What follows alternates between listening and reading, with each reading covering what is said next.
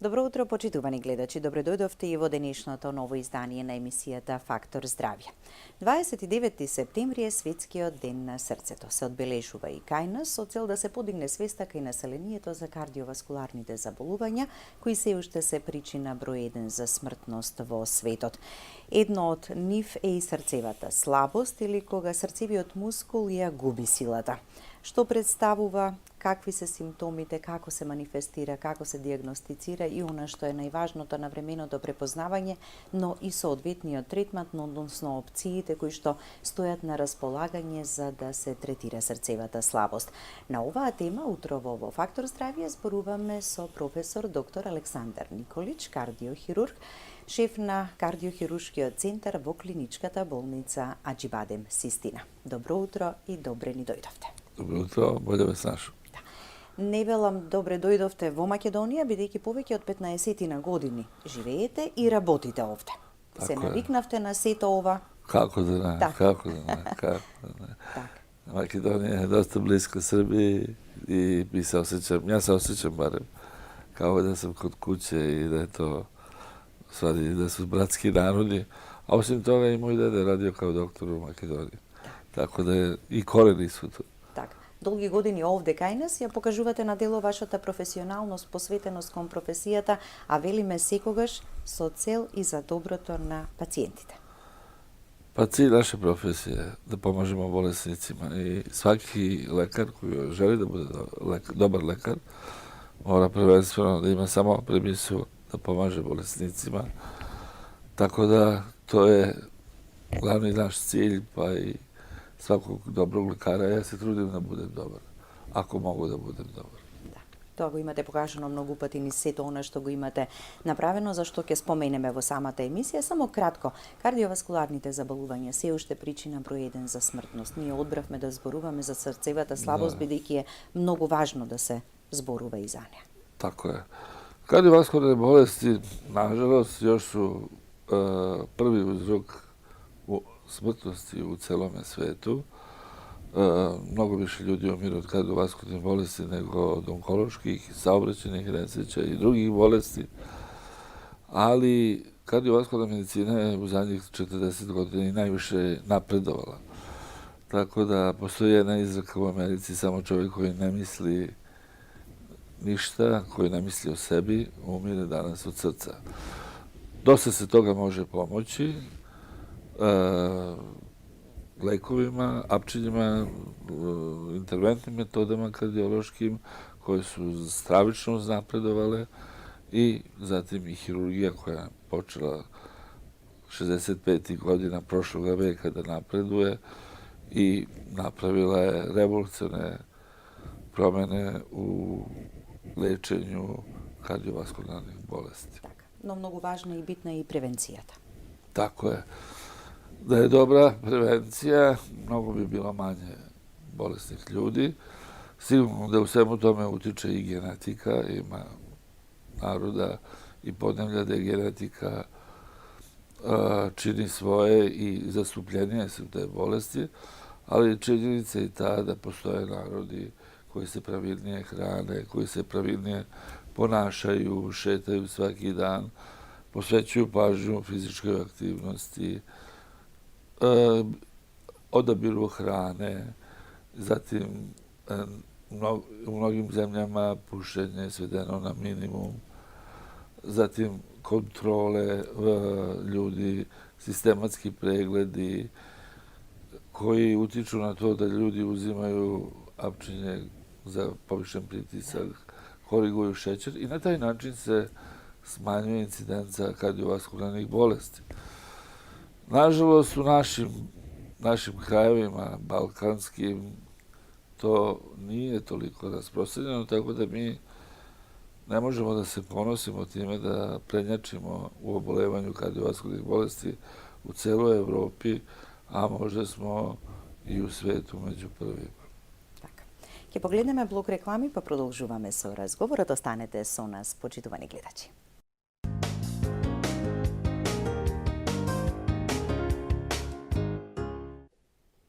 со професор доктор Александар Николич, кардиохирург, шеф на кардиохируршкиот центар во клиничката болница Аџибадем Систина. Утрово разговараме за срцевата слабост. Доктор Николич, како шеф на кардиохируршкиот центар, за да биде се безпрекорно, да биде успешно, потребни се добри услови, современа опрема, стручен тим, тимска работа, за сето она што го правите за пациентите, да биде со посакуваниот ефект. Tako je.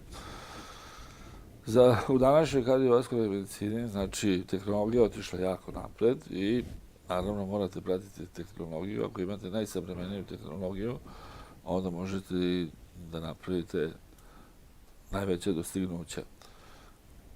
Ađibadem Sistina ima preduslove broj 1, možda na prostorima bivše Jugoslavije. Ima zaista najsavremeniju opremu. Ja to mogu da kažem zato što sam radio u mnogim bolnicama bivše Jugoslavije i u čuvenoj bolnici Srpskoj Kamenici koja je nekad bila lider u bivšoj Jugoslaviji. Tamo sam bio čak i direktor.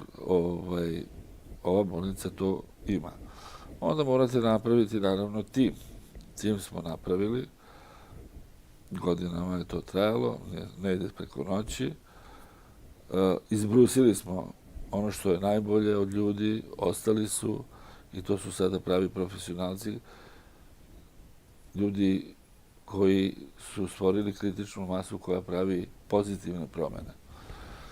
Tako da imamo zaista jednu savršenu kardiohirurgiju sa izuzetno dobrim rezultatima, niskim mortalitetom i pokrivamo sve operacije koje se mogu uraditi u kardiohirurgiji.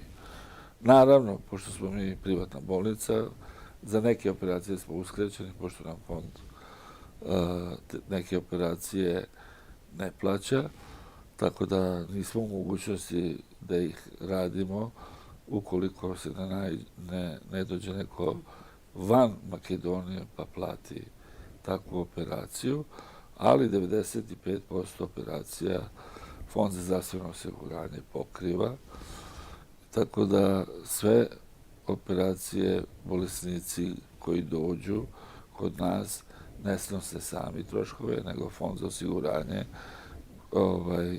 plaća troškove te operacije. Što je dobro i važno za kako informacija vo momentu za našите gledače koji što ne sledate. Dosta ljudi to ne zna, prave se manipulacije, postoji konkurencija koja neki put obmanjuje neke stvari i sve to, tako da postoje sve kao i u svakoj utakmici, ljudi ne prezaju ničega, ali mi gledamo da se nabaziramo na to, mi radimo pošteno.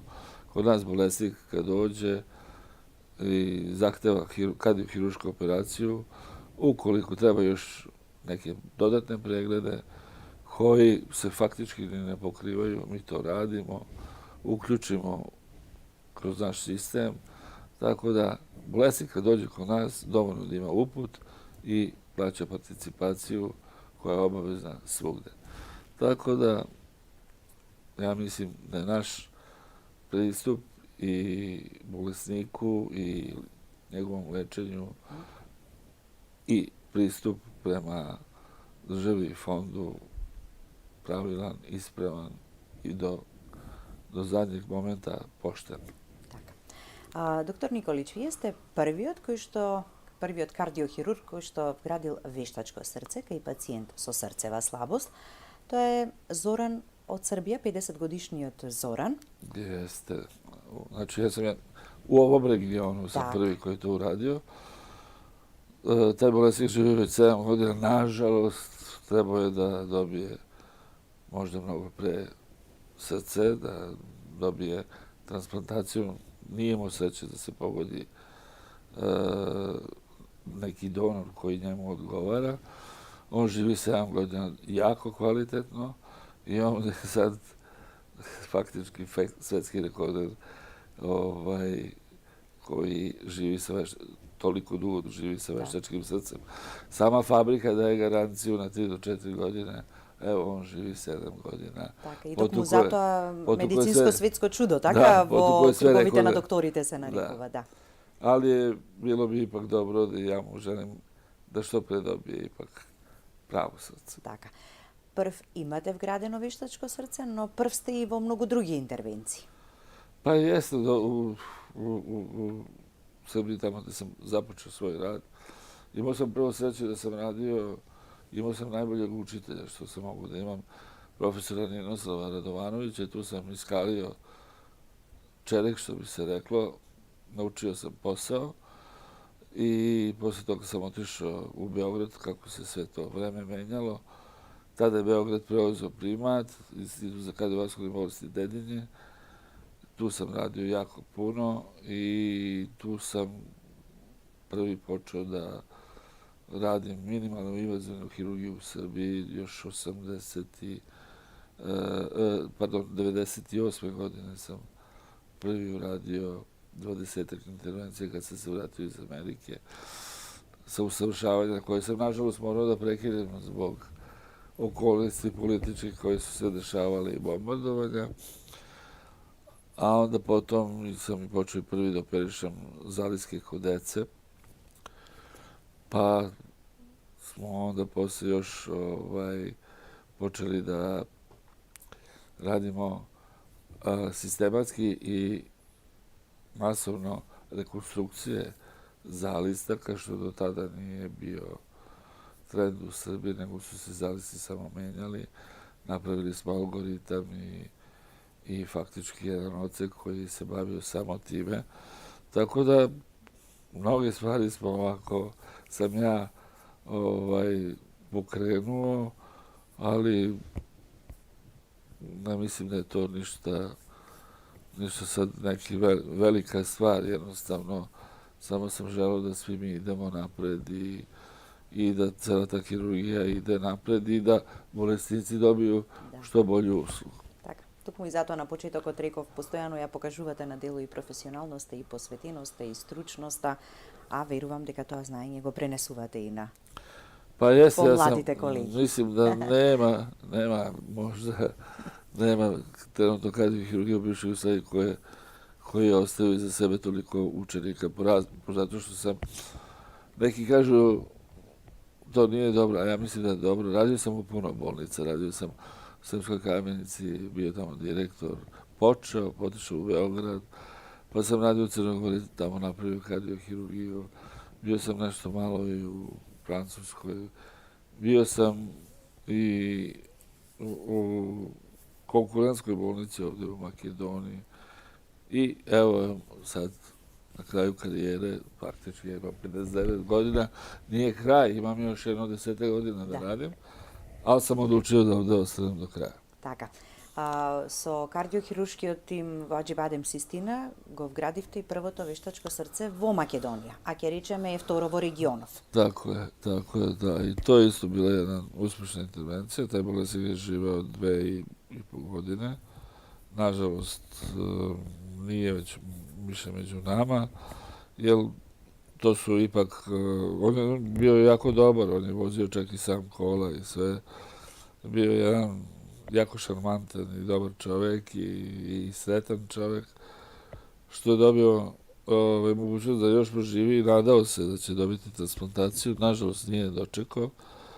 I problem kod tih veštačkih umpi je što morate da stalno dozirate dobro terapiju, stalno morate da pazite na mnoge stvari i sad tu se verovatno neka greška potkrala i nažalost nije dočekao svoj moment da dobije srce. Така, вградувањето вештачко срце е еден од начините или опциите така за третманот на срцевата слабост во зависност од причината. И сега ќе се префрлиме токму на оваа тема. Што е срцева слабост? Што ја предизвикува? Кои се причините? Srčana slabost bi se mogla uporediti sa najmalignijom bolešću u onkologiji. Znači, ako dobijete srčanu slabost, to je kao da se dobije neki neizlečivi rak. Srčeva slabost, 3 do 5% ljudi u Makedoniji, u svakoj zemlji, obolevaju od srčane slabosti, u visoko razvijenim manje razvijenim ekonomskim zemljama više. Ona obično nastaje, najobičajniji nastanak srčane slabosti je kad jednostavno prostim rečnikom ljudi ne preleže gripu, nego sa temperaturom i ostalim simptomima gripe rade, fizički su aktivni, onda dolazi do upale srčane kese, srčanog mišića i onda dolazi do popuštanja srčanog mišića, širenja srčanog mišića, koje u mnogim slučajevima ostaje irreversibilno, znači nepovratno. Takvi bolesnici onda su osuđeni da agresivnu medikamentoznu terapiju, ako to iscrpi, onda moraju dobijeti neke mehaničke potpore, pa sad tu postoje pumpe, to je prvi korak koji imate ako je uruženo levo srce, za levu stranu srca, desno srce, pa ako je jedno i drugo može i leva i desna pompa. I terminalni stadijum, kada vidite da je potpuno srce u nepovratni pravac otišlo, radi se zamena potpuno veštačkih srca, gde se potpuno srce iskludira, bolesno srce i stavlja se veštačko srce. Da. Ama to je kako jedan preoden period, така? Ali to je, Со одреден to je sve, rok po znači, godini, така, dodека da se prelazni period transplantira. da se napravi transplantacija. Така да. А кои болести доведуваат до срцева слабост или кои болести kažem, влијат на работата на срцевиот to je мозг? onako nešto najobičajnije, ali postoje i druge bolesti. Ima puno bolesti koje mogu dovesti. Sad, to je pitanje kardiologa da to otkriju, da dokažu, da vide. Tako da nije to dosta jednostavno ni pratiti, ni otkrivati, ni naći te uzroke, ali neke srčane insuficijencije mogu ipak da budu irreverzibilne, da se leče, ali neke ne mogu. Така, да. Ќе погледнеме уште еден блок реклами, па продолжуваме со разговорот. Останете со нас, почитувани гледачи.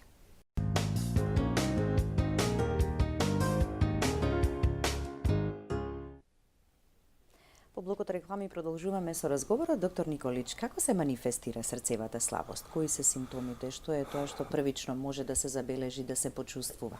Pa, prvo što čovek, običan laik koji nema kontakta sa medicinom, tako, prvo počinje da osjeća, to je zamor pri lakšem fizičkom naprezanju, zatim može da dođe vrlo brzo do otoka nogu, zatim može doći do nakupljenja vode u plućima i to su već ozbiljne komplikacije koje moraju da se tretiraju bolnički.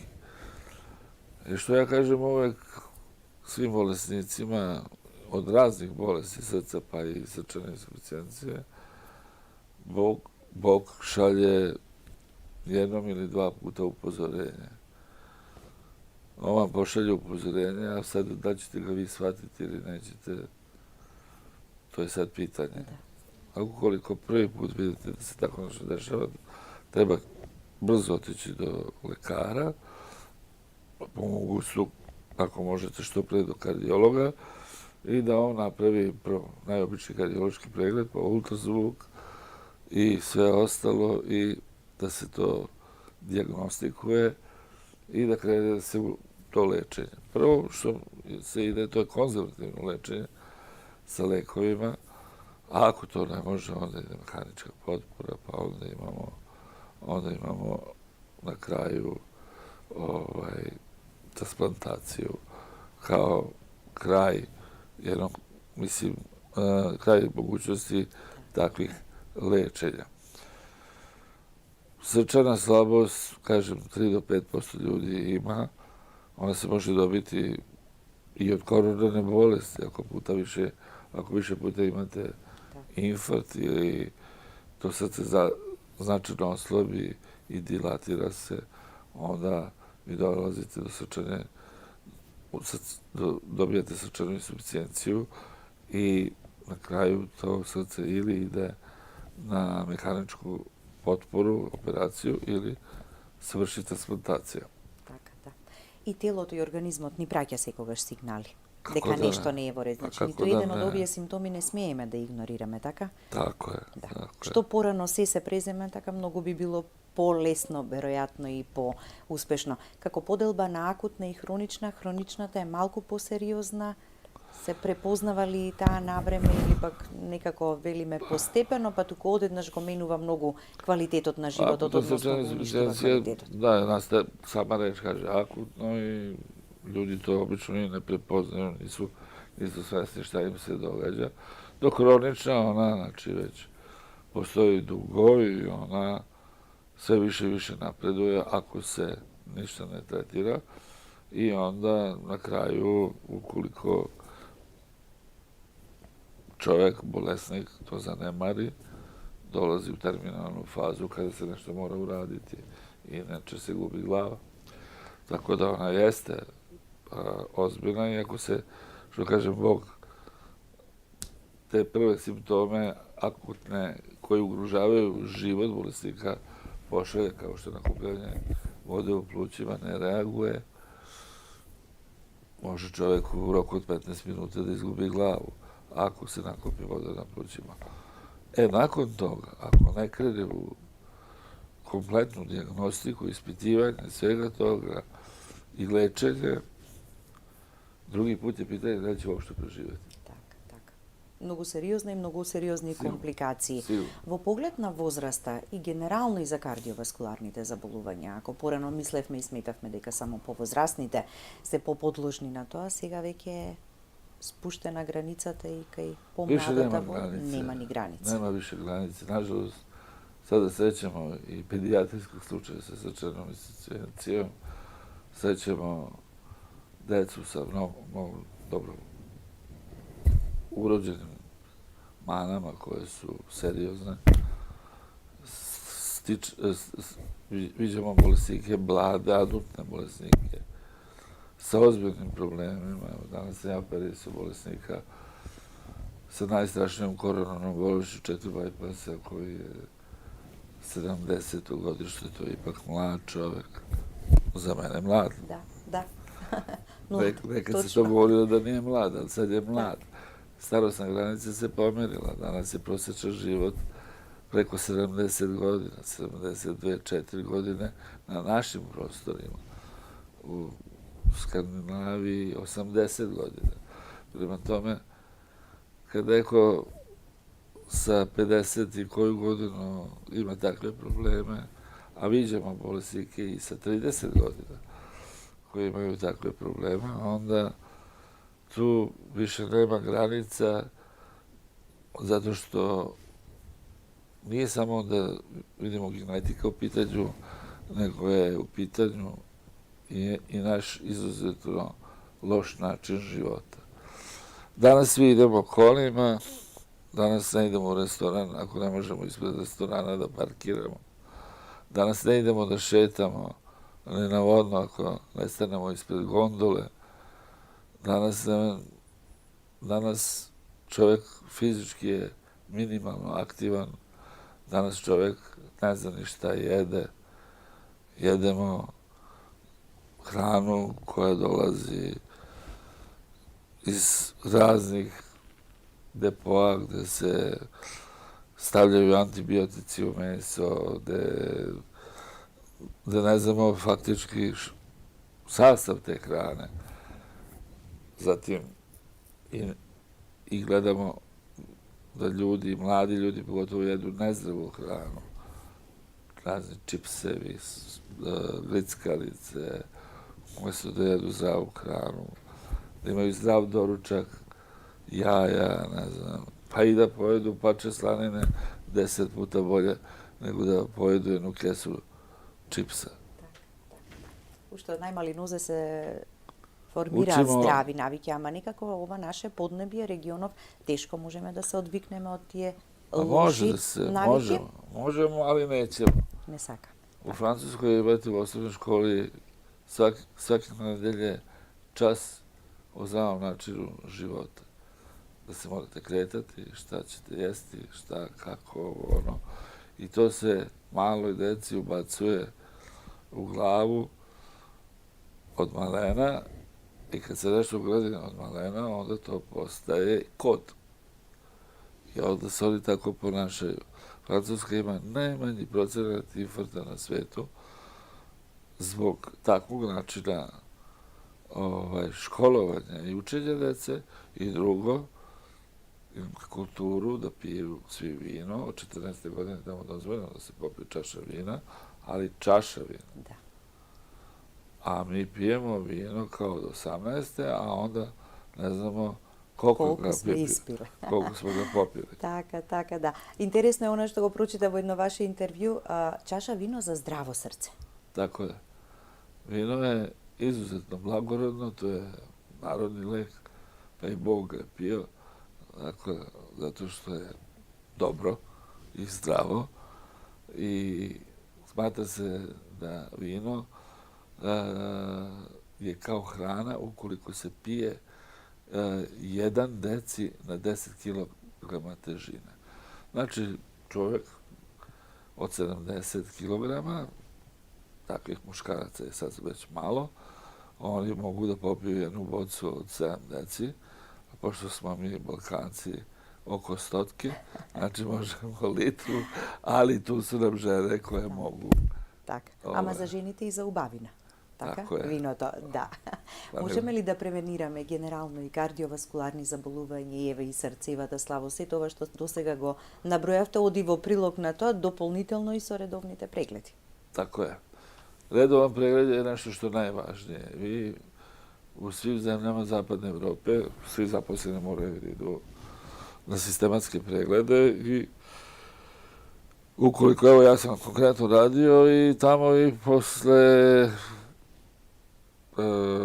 na prvom pregledu su mi otkrili visok pritisak, ali odmah su mi zakazali drugi pregled za 3 meseca, inače na 6 meseci ili godinu dana. I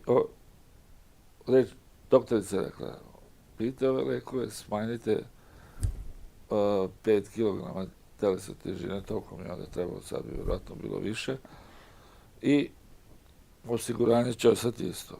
Ako to ne bude, osiguranje će biti duplo više. Pa kad vas neko udari po džepu, onda morate malo... Применувате тоа што треба да го применувате. Tako je. Така, да. Трите главни работи, високиот крвен притисок, пушењето цигари, дијабетот, можеме да ги кажеме како 3 работи кои што се предизвикувачи, односно се ризик фактор за кардиоваскулар. Мислим, то су... Како водечки. Водечи, да, одлична реч. Водечи фактори ризика, не су највеќе, него су водечи ризици, фактори ризика за коронарну болест. Činjenica da 70% naših bolesnika koje prešemo od bypassa imaju šećernu bolest, 80% puše i 80% imaju visok pritisak. Ima i drugih faktora rizika, homocistine, ovo, ono, ali to je sve u mnogo manjim procentima. Ova 3 su glavna i naravno 4. je genetika, ali mi to ne možemo izbeći. Да. Но ако имаме во фамилијарната историја, тогаш треба уште поредовно да ги правиме. Тек онда треба да се контролишемо многу више. Еднаш годишно доволно е, па и кога немаме симптоми, кога не чувствуваме ништо, да си направиме еден кардиолошки преглед. Па видите овако, кој има позитивну генетику од 30 години едногодишно, ко нема од 40. A kome se nešto nađe, onda pola, pa ili 3 месеца и тако. Така.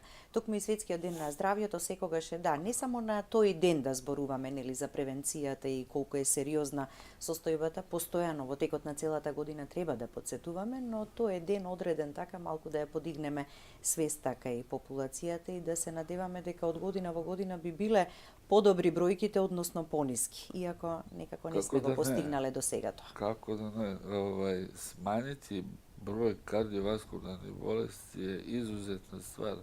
Ne samo zato što ćete spasiti puno ljudi, nego svaka ozbiljna država će uštediti jako puno para. To su nevjerojatne pare koje se odvajaju za lečenje kardiovaskularne patologije. To se može meriti sa vojnom industrijom. Prema tome, isto i onkologija ništa nije jeftinija.